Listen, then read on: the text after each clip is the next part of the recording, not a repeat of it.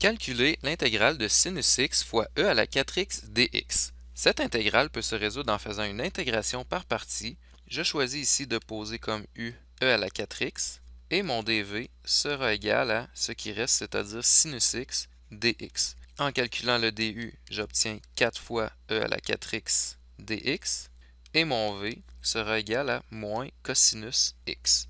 On réécrit notre intégrale de départ, c'est-à-dire l'intégrale de sinus x fois e à la 4x dx. Et on utilise la formule d'intégration par partie, donc u fois v moins e à la 4x cosinus x, moins une intégrale qui sera v du, c'est-à-dire moins 4 e à la 4x cosinus x dx.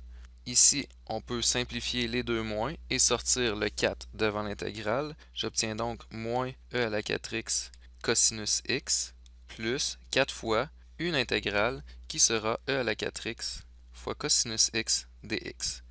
Cette dernière intégrale pourrait aussi se résoudre en faisant une intégration par partie, en posant ici par exemple u1 comme e à la 4x et dv1 comme cosinus x dx.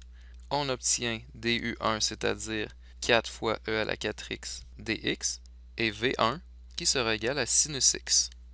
Par la suite, on applique notre formule d'intégration par partie sur cette dernière intégrale. Donc, si je m'en viens ici et je poursuis mon problème, j'ai moins e à la 4x cosinus x plus 4 fois, et j'applique ici la formule d'intégration par partie e à la 4x sinus x, moins une intégrale qui sera 4 fois e à la 4x sinus x dx.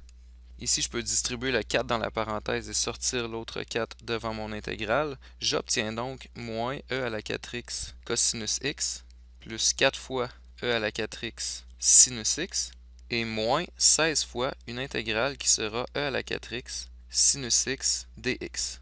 Si on observe ce que nous avions au départ, la dernière intégrale que je viens d'écrire, c'est-à-dire e à la 4x sinus x dx, correspond à l'intégrale que nous avions au départ. Cette intégrale, pour faciliter le calcul, nous pourrions mettre i qui sera égal à l'intégrale de sinus x fois e à la 4x dx.